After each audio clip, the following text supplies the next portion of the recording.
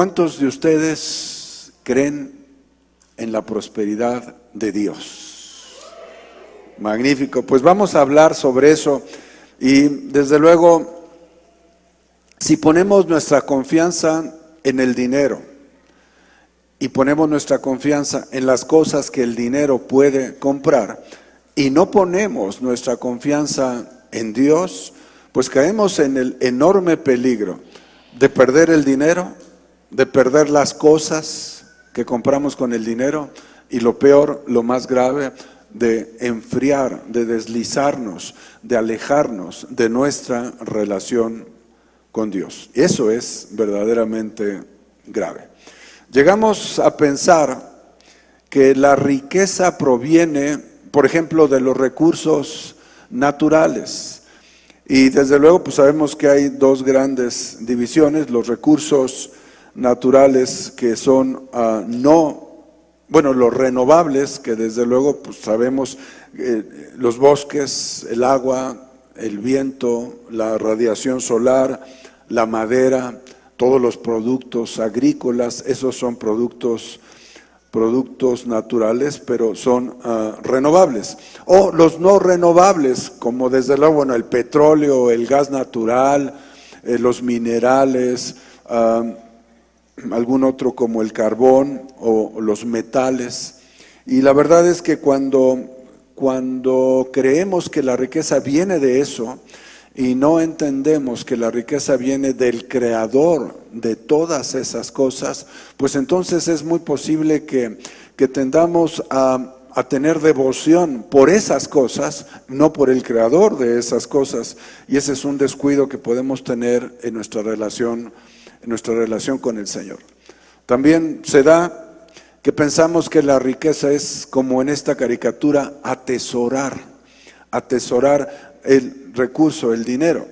Y peor todavía cuando creemos que esa oportunidad de atesorar el recurso proviene de nuestros talentos, de nuestras habilidades, de nuestras propias capacidades. Y desde luego, pues la codicia la disfrazamos de anhelos de superación, la envidia la disfrazamos pues de capacidad de ahorro, por ejemplo, o el egoísmo, pues lo disfrazamos de esas famosísimas frases de cada quien tiene que ver por lo suyo propio, o cosas por el estilo. Y las consecuencias de tener actitudes como estas, pues están escritas ahí en Ageo 1:6. Fíjate, dice, sembráis mucho, pero recogéis poco, coméis, pero no hay suficiente para que os saciéis, bebéis, pero no hay suficiente para que os embriaguéis, os vestís, pero nadie se calienta, y el que recibe salario en bolsa rota.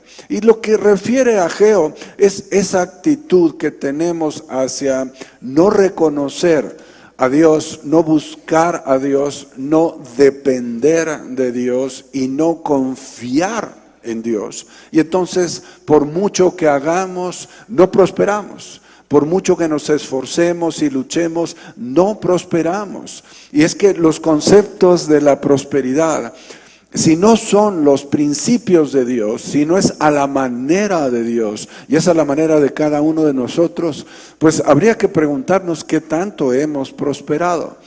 Y peor aún, los que han prosperado, habría de preguntarse qué tanto más hubieras podido prosperar si hubieras aplicado los principios de la palabra de Dios en el tema de la prosperidad. Y este es un asunto muy importante a considerar. Llegamos a pensar que los talentos, las habilidades, la capacidad que tenemos de crear o de diseñar cosas, especialmente cosas nuevas, si nos olvidamos de quién nos da todo eso y nos lo adjudicamos, no solamente estamos robándole la honra y la gloria a Dios, pero estamos partiendo de principios completamente equivocados.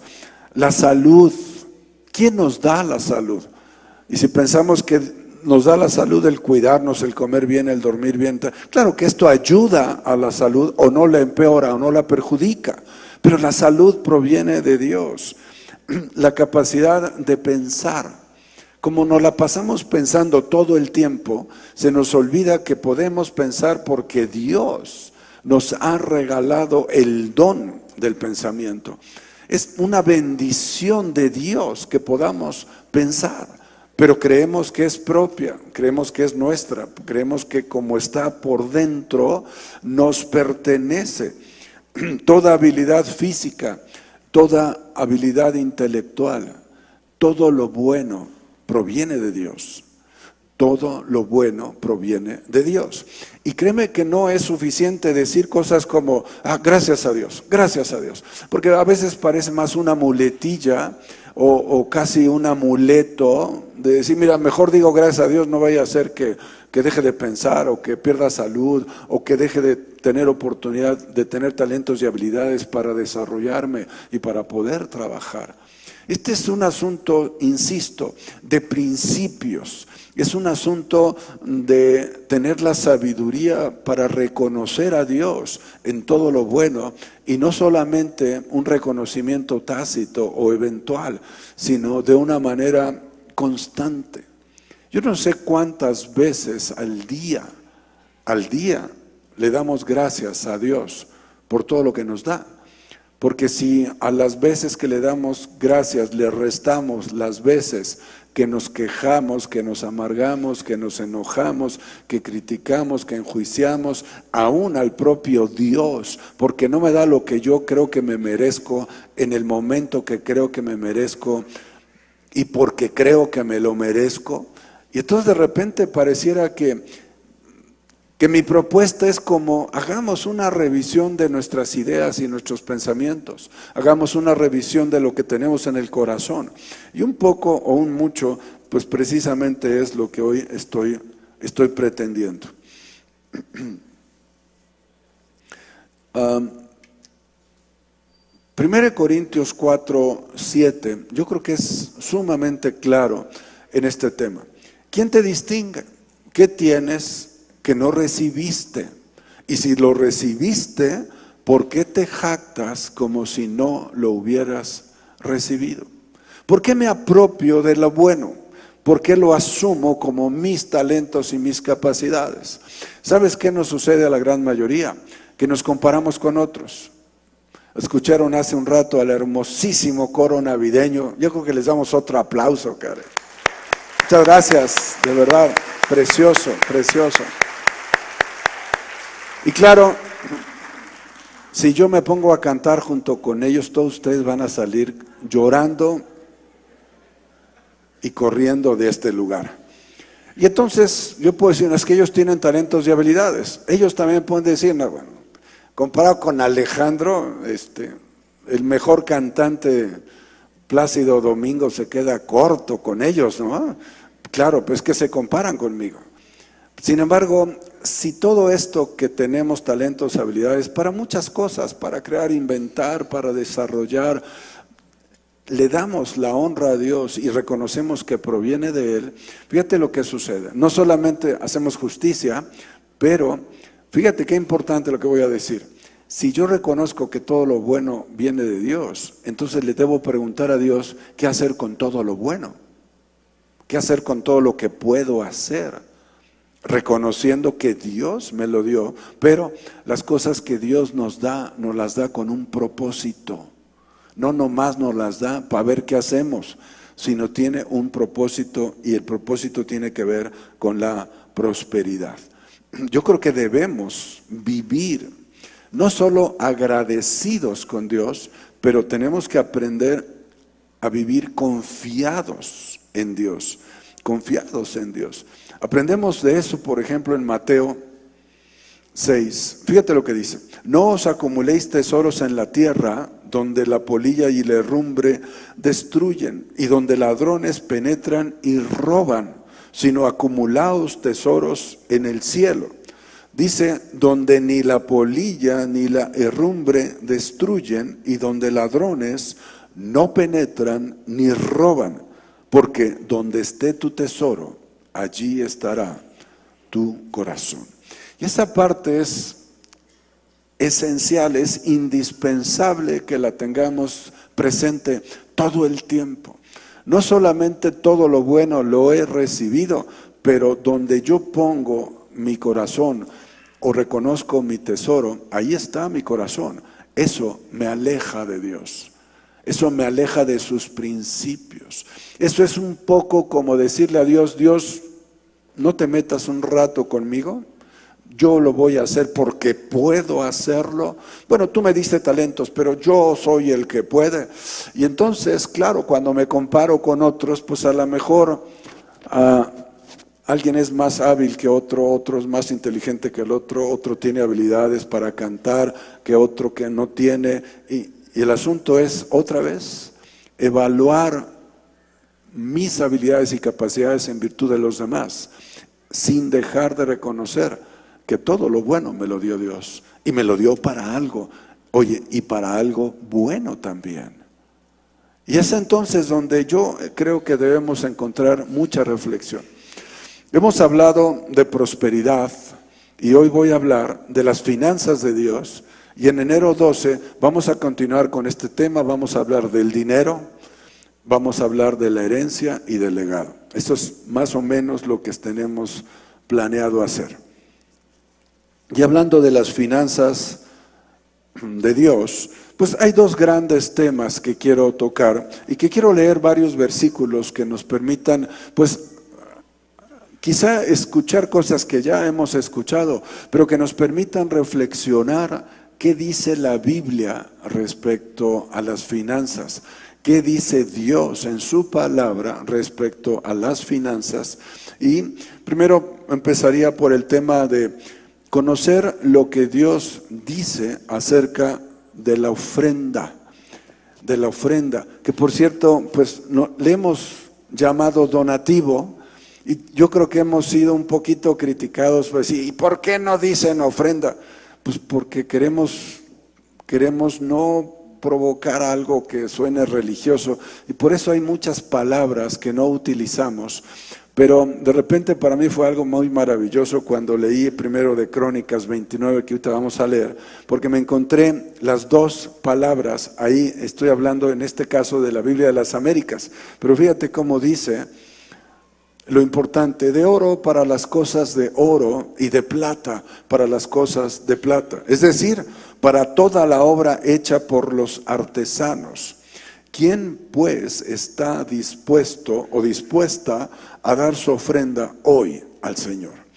Y cuando lees esto y cuando nos narra cómo el pueblo de Dios dio todo lo que tenía y Dios les respondía dándoles más, a mí me impacta muchísimo. Fíjate, dice que entonces todos, habla de los jefes de las casas paternas, los jefes de las tribus de Israel, los jefes de millares y de centenares, con los supervisores sobre la obra del rey, ofrecieron voluntariamente sus donativos. Así que este asunto de donativos es bíblico, no solo es ofrenda, sino también donativos, y está correcto utilizar uno u otro. Y la verdad es que yo quisiera preguntar si alguno o alguna de ustedes le gustaría recibir tanto de parte de Dios que cuando vinieras a traer tus ofrendas y tus diezmos llegaras así. Acarretadas, ¿no? Imagínate, eso estaría todo. Pero fíjate, el tema es que ofrecieron voluntariamente sus ofrendas, sus donativos. Y me parece que ese es un poco el tema esencial al hablar de ofrenda. Hacerlo con un buen corazón, hacerlo con ganas de hacerlo con ganas de dar. Y fíjate lo que dice la Escritura en Proverbios 3. Honra al Señor con tus bienes y con las primicias de todos tus frutos. Esa palabrita de honra, entonces cuando honro a Dios, sí, qué hermoso poder honrar a Dios, reconociendo que todo lo bueno que yo tengo, todo lo bueno que yo puedo, todo lo bueno que yo recibo, Él me lo da, y entonces yo le respondo, yo le honro. Y dice ahí, entonces tus graneros se llenarán con abundancia, tus lagares rebosarán de mosto. Y dice, hijo mío, no rechaces la disciplina del Señor, ni aborrezcas su reprensión. Y el contexto es como un poco raro, porque está hablando de honrar y de dar y de las primicias y de los frutos y habla de la prosperidad, pero ahí mismo dice que no rechacemos disciplina. Y entonces a veces creo que Dios nos permite que tengamos carencias, Dios permite que tengamos dificultades económicas para que entendamos la necesidad de voltear nuestros ojos al cielo, hacer las cosas a la manera de Dios, no robarle la honra, sino vivir agradecidos con Él y cumplir lo que la Biblia nos enseña respecto al dinero, respecto al dar. Y entonces pareciera que planteo como algo ideal, algo maravilloso, porque es que si Dios se suma a los proyectos, si Dios se suma a las empresas, a los comercios, a los negocios, a las ventas, si Dios se suma, pues entonces va a venir enorme prosperidad a cada uno, a cada una de todos los que estamos aquí. ¿Cuántos creen en ese gran milagro? Magnífico. Fíjate que quisiera darte mi testimonio. En la primera semana, cuando yo recibí a Cristo, en esa semana, en esos días, porque pasamos una semana entera con Héctor y Rosy, y ellos dándonos de bibliazos todo el día, ¿no? Ahí, en algún momento, no sé si yo le pregunté o él me lo comentó, ya lo tenía planeado, pero hablamos de dinero. Y entonces yo le dije, oye, a ver, explícame qué dice la Biblia respecto a eso. Entonces me habló de la ofrenda o el donativo, me habló del diezmo o la aportación del 10%. Y en ese momento, créemelo, fue milagroso quizá, pero yo solamente dije, perfecto, a partir de hoy lo voy a hacer. Y de ahí tengo 30 años ofrendando o dando mi donativo, y tengo 30 años diezmando. Y nunca he dejado de diezmar, y sabes, he prosperado económicamente, tengo una paz económica a todo dar. Y no hablo de tener dinero, hablo de tener pocas necesidades, hablo de estar tranquilo, de estar con paz. Para mí esa es la mejor definición de prosperidad. Y yo estoy seguro que mi obediencia al concepto bíblico de las finanzas de Dios ha traído esa paz, esa tranquilidad a mi corazón, a mis propias finanzas. De hecho, en algún tiempo, algunos meses, no me acuerdo cuántos, pero decidí no aportar el 10%, sino el 20%. Y lo hice, lo estuve haciendo por algunos meses. Y en algún momento decidí dejarlo de hacer y volver solo al 10%. Porque eso es lo que dice. No dice del 20 o del 50. Sé y he escuchado algunos testimonios de personas que dan el 90%. Y que el 10%, hay un tipo que vive en California, que da el 90%, es un empresario famoso y supermillonario. El 10% le permite tener su yate, su avión privado, vivir en una zona, creo que Palm Springs, creo que esa es la zona donde vive, que es así de lo más rico que hay en los Estados Unidos, gente muy próspera, ¿no? Y él da el 90%, y yo he pensado si me gustaría dar el 90%, y con el 10% vivir como vivo. Que a mí no me gustaría tener ni un yate ni un avión, realmente yo no creo que lo necesito. Seguramente él sí, pero además pues allá él que haga con su 90, pero lo hace con el 10. Y a mí me parece que son cosas que nos deben llevar a la reflexión. ¿Cuántos les gustaría recibir tanto que pudieran diezmar el 90%? Magnífico. Muy bien. Quiero hablar entonces precisamente del diezmo, de la aportación del 10%. Y ahí en Malaquías, que es el clásico, los clásicos versículos para hablar de este tema que seguramente has leído, has escuchado o incluso has enseñado también sobre él, hay cosas que son sobresalientes que quiero retomar. Fíjate, Malaquías 3 del 7 al 9 dice: desde los días de vuestros padres os habéis apartado de mis estatutos y no los habéis guardado, es decir, no los habéis obedecido. Volved a mí y yo volveré a vosotros. Hermosísima promesa de la palabra, que Dios te diga, vuélvete a mí, o sea, voltea tus ojos a mí, acércate a mí, haz lo que yo te digo. Y dice el Señor que Él te va a responder. Él se va a volver sobre de ti para bendecirte, para prosperarte. Y sigue diciendo que esto lo dice el Señor de los ejércitos, pero decís, ¿cómo hemos de volver? ¿Robará el hombre a Dios?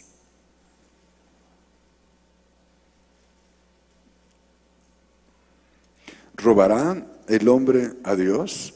Fíjate, sigue diciendo, pues vosotros me estáis robando. Pero decís, ¿en qué te hemos robado?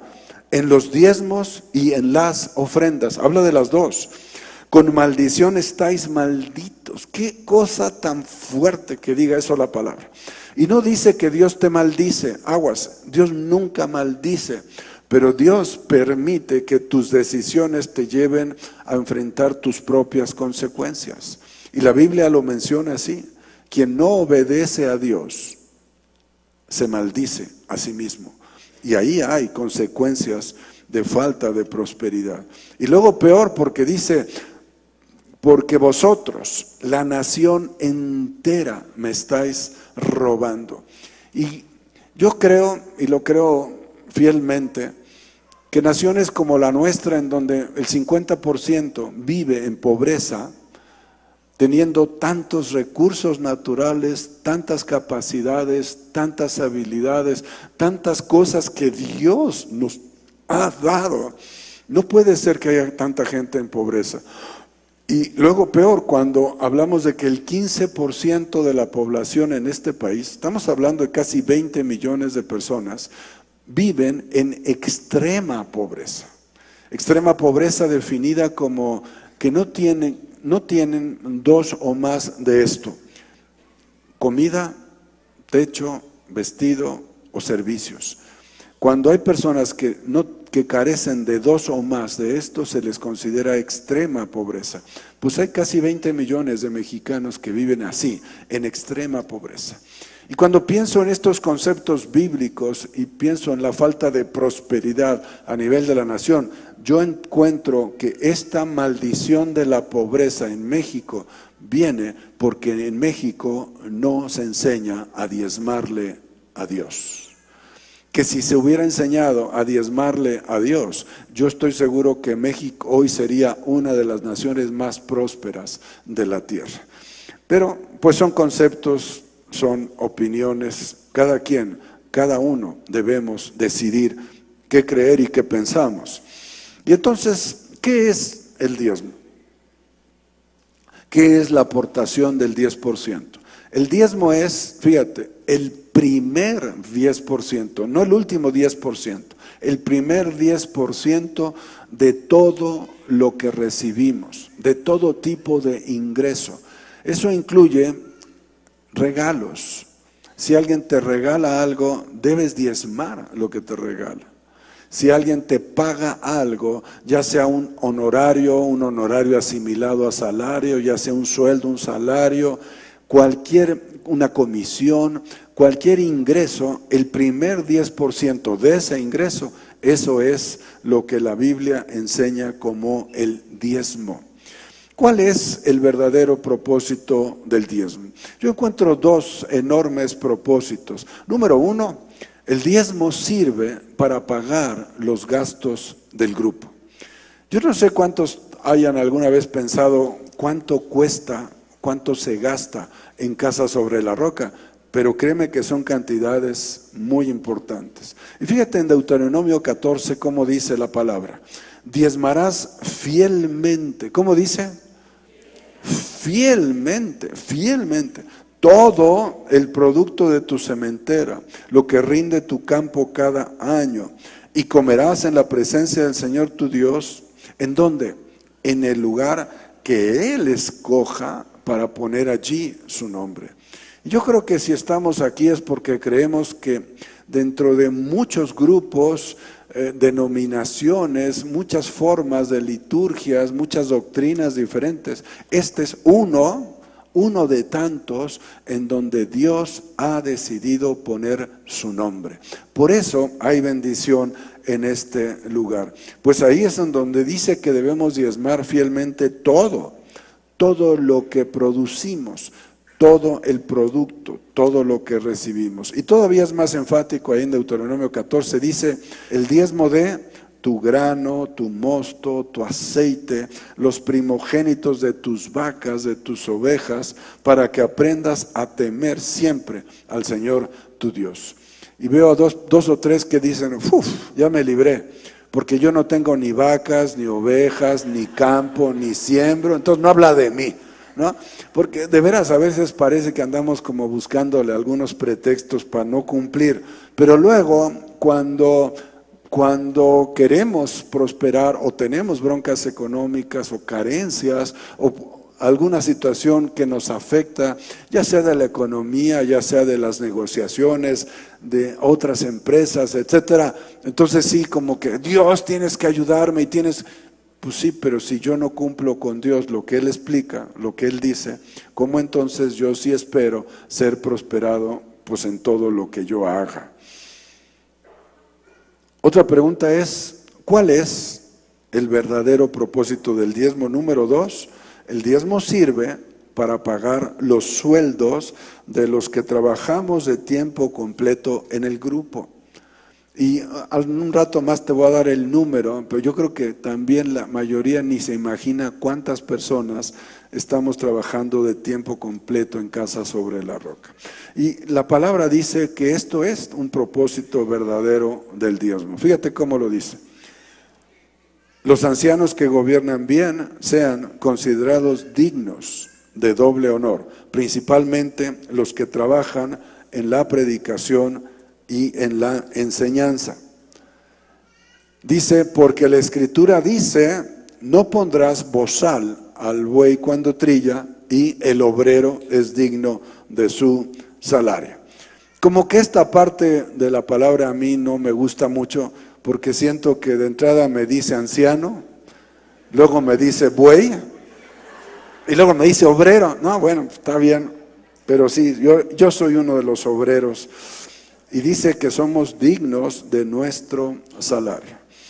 Y hay preguntas que la gente hace, preguntas que a mí me han hecho, y algunas me dan mucha risa, otras me parecen muy serias, pero fíjate, te comparto algunas. ¿Debe diezmar la persona que tiene deudas? Y a veces yo creo que tenemos deudas porque precisamente no estamos diezmando. La intención de Dios no es que estemos endeudados. La intención de Dios no es que paguemos intereses por el dinero. La intención de Dios es que tengamos libertad financiera. Y eso tiene que ver con mucho de las deudas. Ya lo platicamos el domingo pasado. Otra pregunta que me hacen es, ¿en dónde se debe dar el diezmo, la aportación del 10%? Pues es simple, donde está recibiendo la enseñanza de la palabra. Este versículo que ya leímos y vamos a leer 3 veces más hoy, y lo estoy enfatizando muchísimo porque me parece que es como central en la enseñanza del diezmo. Fíjate, dice, trae todo el diezmo al alfolí para que haya alimento en mi casa, para que haya alimento espiritual, para que haya alimento de actividades, para que haya alimento, pues, de manuales de capacitación, de seminarios, de todas las cosas que hacemos, de todos los instrumentos, las voces, la música, las luces, los reflectores, los cañones, pues para que todo eso se pueda tener, se pueda lograr. Otra pregunta es, ¿cuándo debemos pagar el diezmo? Esta es la respuesta, pues de inmediato. Y además les tengo una mala noticia a los que se jinetean el diezmo. hay quienes lo hacen. Les tengo una pésima noticia. Fíjate lo que dice Levítico 27. Dice, si alguno quisiera rescatar, es decir, quedarse con una parte del diezmo, ¿qué dice ahí? Añadirá la quinta parte de su precio por ello. Eso significa pagar un 20% adicional. Eso es una quinta parte, un 20%. Y me acuerdo, y como todavía me da risa, un amigo empresario, hablo de hace muchos años, cuando los intereses en el banco te pagaban el 120 y el 130% de interés por año. Más del 10% mensual de intereses. Claro que la inflación era del 140 o del 160, pues entonces realmente no recibías dinero, pero en números, ¿no? Pues sí, entonces te decían, no, Banamex te da el 140% por tu dinero. Y Bancomer, porque todavía estaba Bancomer, decía, no, acá te damos 5% más, 145, y cosas así, parecidas a eso. Unas grandes inflaciones. Y yo me acuerdo de este cuate empresario, un día me dijo, esto está buenísimo. ¿Qué? ¿Por qué? Pues porque ahí dice del 20%, ¿no? Entonces todo el año no voy a diezmar, voy a invertir en el banco, le voy a ganar más del 100% y pago el diezmo más un 20%. Entonces me conviene, ¿no? Y yo le dije, pues yo creo que andas medio chueco, compadre, porque yo no veo que diga que añades el 20% anual, dice la quinta parte, y yo creo que es cada vez que lo usas. Cada vez que no traes tu diezmo y lo entregas, hay que pagar un 20% adicional. Qué simpático, ¿no? Qué agradable. No se trata de invertirlo a ver si te genera más y luego lo pagas. Esto es algo importante, porque cuando hablamos de prosperidad, y hablamos de los conceptos de Dios, pues acá es un asunto de fe, es un asunto de creer o no creer, es un asunto de aplicar lo que dice la Biblia o no aplicarlo, es un asunto de verdad o no verdad. Así que ya les di la mala noticia, si alguien quiere rescatar algo va a tener que pagar un 20% adicional. Si no se paga de inmediato y te lo jineteas, pues te va a costar un 20%, no te conviene. ¿Debemos diezmar sobre nuestro ingreso bruto o sobre el neto? Pues les tengo una mala noticia.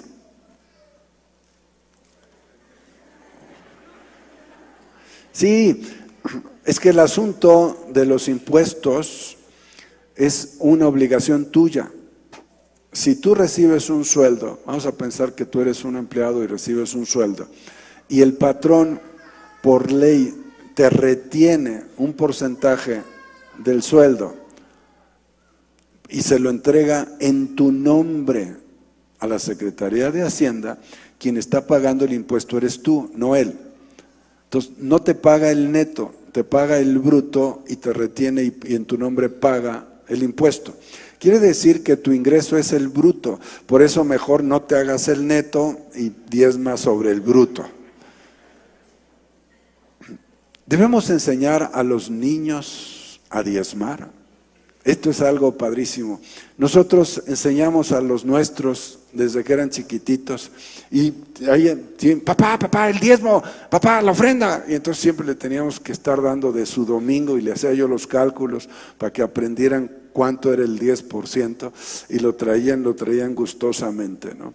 Hace rato mi nietecito traía sus tesoros porque tiene una cajita en donde guarda, bueno, hoy además de que traía muchas monedas, no sé si eran 20 o 30 pesos, metió cáscaras de pistaches que estábamos comiendo y las atesoró ahí. No, pues, no sé por qué lo hace, pues tiene 4 años, pero eso. Entonces le dije, oye, ¿no me das para el diezmo y la ofrenda? No, Alex. Sí, y entonces sacó una moneda, todavía no sé qué es, porque es como una moneda vieja, y 5 pesos. Entonces dije, bueno, yo voy a comprar esa moneda, y entonces ya envié al alfolí un billete, pues más que compensado la moneda y desde luego los 5 pesos. Pero póngale el nombre de mi nieto, porque ese es diezmo de él. Es el diezmo y la ofrenda de mi nietecito. Yo sí creo que debemos enseñarles a ganar dinero y a diezmar lo que ganen. Y si les das domingo, aunque no lo trabajaron, bueno, pues también enséñales a dar su diezmo y además, desde luego, pues hacerlo con la alegría que este chavito lo hace ahí en la caricatura, ¿no? Otra pregunta es, ¿cuál debe ser la motivación para diezmar? Y yo encuentro varias, pero sin duda alguna la primera y la más importante pues es obedecer lo que dice la palabra de Dios. Porque también dice que no todo el que me dice Señor, Señor entrará en el reino de los cielos, sino aquel que hace, ¿qué? La voluntad de mi Padre que está en los cielos. Y sabemos que la Biblia es la voluntad de Dios. Así que obedecer la Biblia es obedecer la voluntad de Dios. En segundo lugar, pues participar en extender la obra de Dios. Fíjate, en Lucas 4 lo dice: el Espíritu del Señor está sobre mí porque me ha ungido para anunciar el Evangelio a los pobres. Pero aquí no habla de pobres económicamente, sino habla de pobres espirituales. Pero fíjate lo que dice después: me ha enviado para proclamar libertad a los cautivos. Eso requiere recursos. Recuperación de la vista a los ciegos también requiere recursos. Para poner en libertad a los oprimidos, para proclamar el año favorable del Señor. Y el dinero que recibimos lo tenemos que usar precisamente, entre otras, para estas cosas. Tercero, suplir las necesidades en el grupo. Y este versículo es la tercera vez que lo menciono, pues está clarísimo: que traigan el diezmo al alfolí para que haya alimento en su casa. Cuarto lugar, hacer tesoros en el cielo. Este es un versículo hermosísimo. Dice que acumulemos tesoros en el cielo y que ahí no hay ni polilla ni herrumbre que destruyan las cosas, ni hay ladrones, porque ahí no penetran ni roban. Quinto propósito es crecer en nuestra fe personal. Dice Éxodo 1, pero los hijos de Israel fueron fecundos y aumentaron mucho, y se multiplicaron y llegaron a ser poderosos en gran manera. Dice que la tierra se llenó de ellos. ¿Cuántos de ustedes pueden soñar que juntos podemos lograr que haya multitudes en México, que se pueda mencionar como menciona del pueblo de Israel ahí en Éxodo, que aumentamos mucho, que nos multiplicamos, que llegamos a ser poderosos en gran manera, que la tierra se llenó de personas creyentes? ¿Cuántos sueñan con ese gran y enorme milagro? Dale un aplauso al Señor.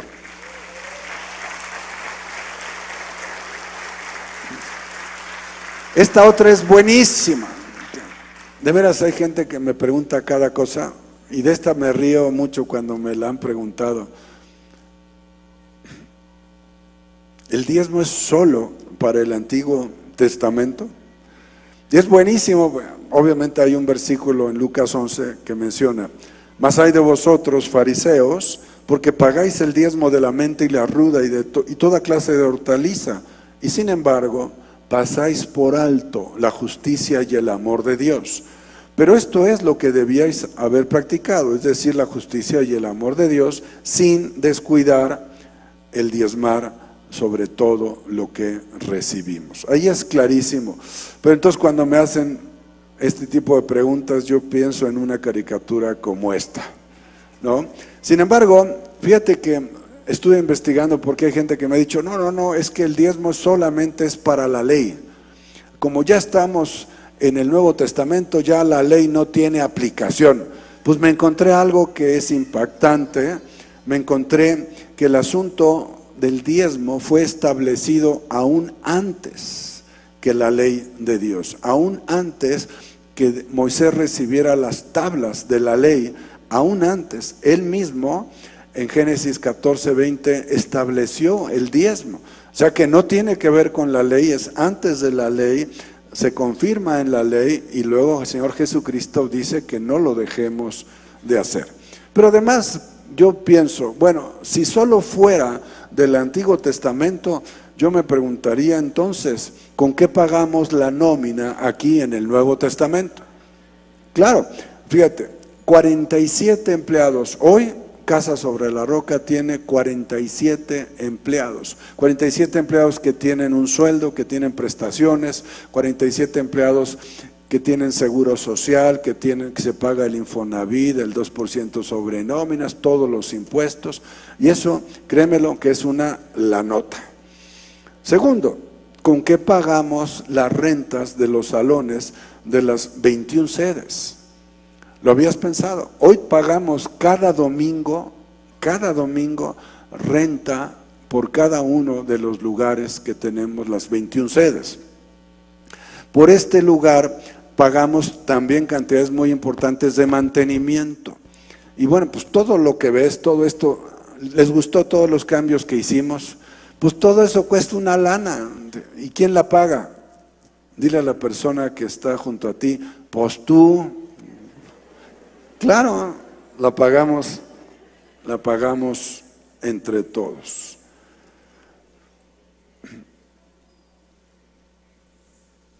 Trae los diezmos al alfolí y haya alimento en mi casa. La tercera vez que lo menciono.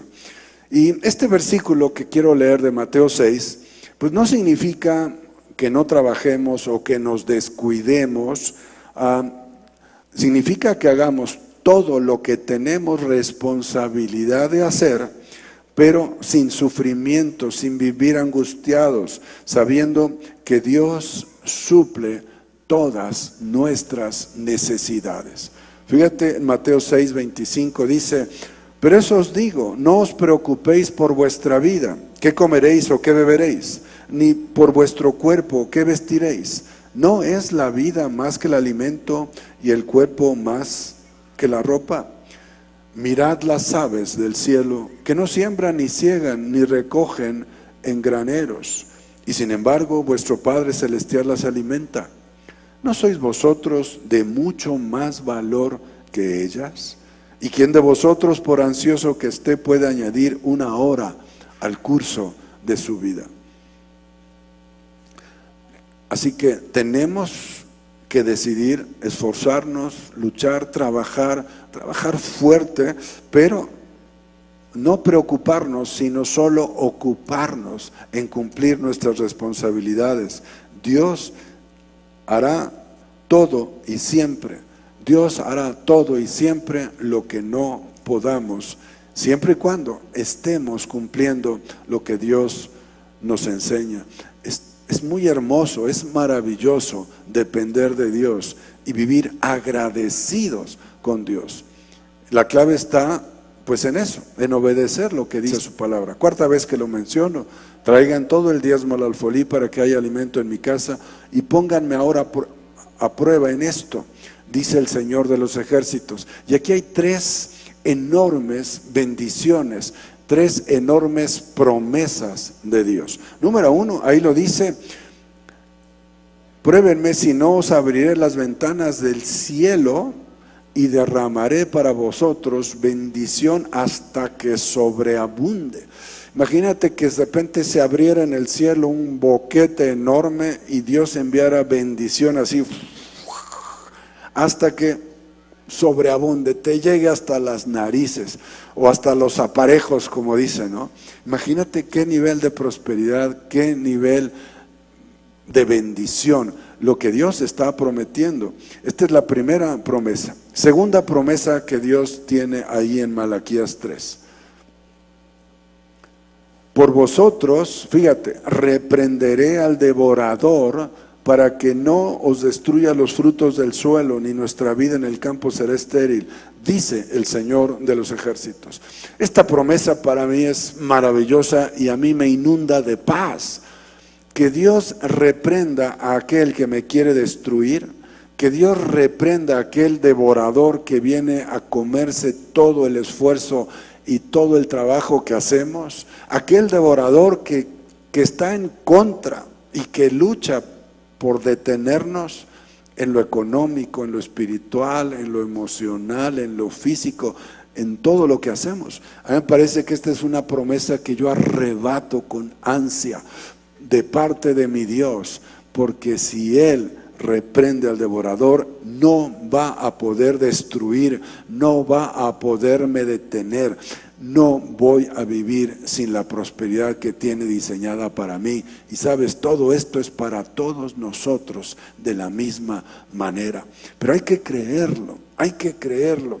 Si yo traigo mis diezmos, Dios hará estas dos promesas, y todavía hay una tercera que a mí me deleita muchísimo. Fíjate, todas las naciones os llamarán bienaventurados, porque seréis una tierra de delicias, dice el Señor de los ejércitos. Promesa número 1, abrirá las ventanas de los cielos, derramará bendición hasta que sobreabunde. Promesa número 2, Él va a reprender al devorador y no podrá destruir todo aquello que emprendamos. Promesa número 3, nuestra nación, México, será una nación que preste a otras naciones. México será prosperado. México será reconocido como una tierra de delicias. En México la corrupción se va a detener. México tiene un futuro. México será reconocido como una nación donde no habrá pobreza. Yo lo creo, yo lo declaro. Yo pienso que en la medida que cada uno de los mexicanos abra su corazón a las cosas de Dios, México será transformado. México será tierra de delicias. México será bienaventurado. En esta nación, en México, toda rodilla se va a doblar ante el Señor Jesucristo. En México, toda lengua va a confesar que Jesucristo es el Señor, para la honra y la gloria de Dios Padre. Amén, amén y amén.